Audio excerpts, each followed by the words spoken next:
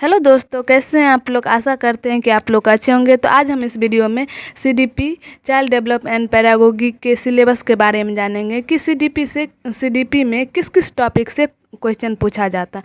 तो चलिए इस वीडियो में आज जानेंगे। तो सबसे पहला है विकास की अवधारणा। विकास की अवधारणा, कॉन्सेप्ट ऑफ डेवलपमेंट। विकास की अवधारणा में हम देखेंगे कि बच्चे का विकास कैसे होता है, वृद्धि कैसे होती है, बच्चे सोचते समझते कैसे हैं। तो ये सब विकास की अवधारणा में देखेंगे। दूसरा है बाल विकास के सिद्धांत एवं अवस्था। बाल विकास के सिद्धांत में देखेंगे निरंतरता का सिद्धांत, एकीकरण का सिद्धांत, विकास की दिशा का सिद्धांत, परस्पर संबंध का सिद्धांत। तो ये सब सिद्धांत हम बाल विकास के सिद्धांत में जानेंगे। और अवस्था में हम लोग को मुख्य रूप से 3 ही अवस्था के बारे में पढ़ना है। पहला है शैशवावस्था 0 से 6 वर्ष, दूसरा बाल्यावस्था 6 से 12 वर्ष, तीसरा किशोरावस्था 12 से 18 वर्ष। तो हमको 3 अवस्था मुख्य रूप से पढ़ना है। तीसरा आनुवांशिकता एवं पर्यावरण का परिभाव। आनुवांशिकता एवं पर्यावरण में देखेंगे कि बच्चे में आनुवांशिकता एवं पर्यावरण का प्रभाव कैसे पड़ता है। तो हम ये सब देखेंगे। अगला पॉइंट है समाजीकरण। समाजीकरण की प्रक्रिया में देखेंगे कि बच्चे के लिए समाजीकरण क्यों आवश्यक होती है, और सामाजिक प्रक्रिया कैसे चलती है। तो समाजीकरण की प्रक्रिया बच्चे का परिवार से ही शुरू हो जाती है और विद्यालय में भी समाजीकरण की प्रक्रिया चलती रहती है। तो समाजीकरण प्रक्रिया के 2 वाहक होते हैं। पहला है प्राथमिक वाहक, परिवार एवं मित्र। दूसरा द्वितीयक वाहक, उसमें हम विद्यालय और मीडिया, ये सब समाजीकरण की प्रक्रिया के बारे में पढ़ेंगे। और अगला पॉइंट है पियाजे एवं वाइगोस्की का निर्माणवाद एवं समीक्षात्मक परिप्रेक्ष्य। पियाजे के बारे में भी हम लोग जानते होंगे। पियाजे संज्ञानात्मक विकास के बारे में बताए थे और उन्होंने 4 अवस्था भी बताए थे। उसमें पहला इंद्रिय जनित गामक, जिसकी अवस्था है 0 से 2 वर्ष। दूसरा है पूर्व संक्रियात्मक अवस्था, जिसकी उम्र है 2 से 7 वर्ष। और तीसरा है मूर्त संक्रियात्मक अवस्था 7 से 11 वर्ष। और चौथा है अमूर्त संक्रियात्मक अवस्था 11 से 18 वर्ष। तो हम ये चारों अवस्था के बारे में जानेंगे पियाजे से संबंधित। और अगला मनोवैज्ञानिक है वाइगोस्की। वाइगोस्की साहब सामाजिक सांस्कृतिक विकास के बारे में बताए थे कि बच्चे समाज में कैसे विकास करते हैं और समाज से कैसे सीखते हैं।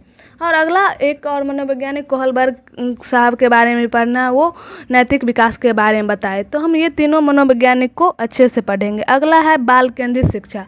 बाल केंद्रित शिक्षा के बारे में गिज्जू भाई बताए थे और प्रगतिशील शिक्षा के बारे में जॉन डीवी बताए थे। बाल केंद्रित शिक्षा वो जो बच्चे के अनुरूप जो भी शिक्षा हम देते हैं वो बाल केंद्रित शिक्षा कहलाती है। अगला है बहुआयामी बुद्धि, मल्टी डायमेंशनल इंटेलिजेंस। बहुआयामी बुद्धि मतलब बुद्धि एक आयामी नहीं होके बहुआयामी होती है। बहुआयामी बुद्धि के बारे में हावर्ड गार्नर साहब बताए थे कि बुद्धि बहुआयामी होती है। अगला है सृजनात्मकता। सृजन मतलब निर्माण करना। बच्चे कोई भी चीज़ कैसे निर्माण करते हैं, कैसे सोचते हैं, तो ये सब सृजनात्मकता के अंतर्गत पढ़ेंगे। अगला है भाषा एवं विचार। भाषा एवं विचार में हम अपने विचार को, किसी के विचार को कैसे ग्रहण करते हैं या अपने विचार को कैसे अभिव्यक्त करते हैं, तो ये किसी न किसी भाषा के माध्यम से करते हैं। तो ये सब हम भाषा एवं विचार के अंतर्गत पढ़ें। अगला पॉइंट है व्यक्तिगत विभिन्नता। हर एक बच्चे में व्यक्तिगत विभिन्नता होती है, कोई सेम नहीं होता है। हर एक आदमी के अंदर व्यक्तिगत विभिन्नता होती है। अगला पॉइंट है सतत एवं व्यापक मूल्यांकन। सतत एवं व्यापक मूल्यांकन कि बच्चे का मूल्यांकन हमेशा करना चाहिए, न कि कभी कभी, हमेशा करना चाहिए। अगला टॉपिक है विशेष आवश्यकता वाले बच्चे। विशेष आवश्यकता वाले बच्चे में हम ये जानेंगे कि शारीरिक निशक्त, जो शारीरिक रूप से विकलांग है उसके बारे में पढ़ेंगे। अगला अधिगम निशक्त। अधिगम निशक्त मतलब अधिगम असमता।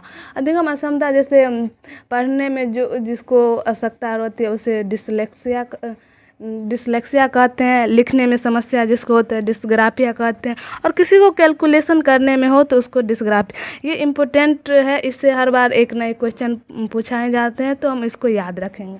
दूसरा पॉइंट है दृष्टिबाधित। जो देखने में अक्षम हो उसको दृष्टिबाधित। श्रवण बाधित, जो जिसको सुनने में कठिनाई हो अगला है वाचन, जिसको बोलने में कठिनाई हो। अगला प्रतिभाशाली, प्रतिभाशाली बच्चे में विशिष्ट बालक और मंदबुद्धि बालक ये सब आते हैं। तो हम ये सब प्रकार के बच्चे के बारे में पढ़ेंगे।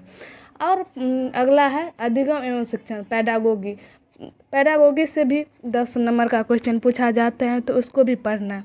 तो उसमें बच्चे कैसे सोचते हैं, सबसे पहला पॉइंट है बच्चे सोचते कैसे हैं या सीखते कैसे। ये देखेंगे कि बच्चे का सोचने का ये कैसे है, बच्चे सोचते कैसे हैं और सीखने की प्रक्रिया कैसे, तो हम ये सब देखेंगे। अगला पॉइंट है बच्चे विद्यालय उपलब्धि में क्यों असफल होते हैं और क्यों।